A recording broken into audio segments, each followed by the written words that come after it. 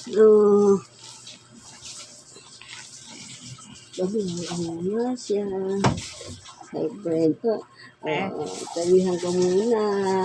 Kasi papasok niya sa trabaho. Patulogin ko siya, guys. Sabi na, iwanan ko na naman siya. Oh, diba, guys? Iwanan ko yan. Papasok na sa trabaho. Alam niya, aalis ako. Iwanan ko naman siya.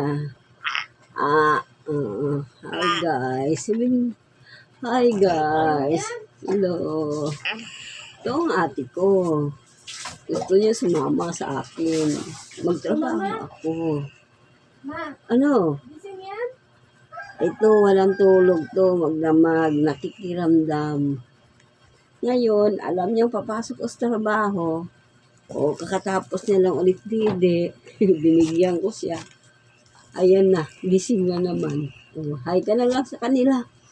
Hi mga followers. Iwanan naman ako ng mama ko. Bantayan naman ako ng tita ko, Inday, ngayon. Kasi wala yung mga kapatid ko pumasok sa school. Alam niya, aalis na ako. Binabihan ko muna, patulogin ko muna ulit, guys. Bago ako maligo. I-edit na yun siya, guys. See you, guys. Bye-bye. Bye-bye na. Bye, guys. Matutulog ulit baby namin. Kasi pag ako umalis, iiyak siya.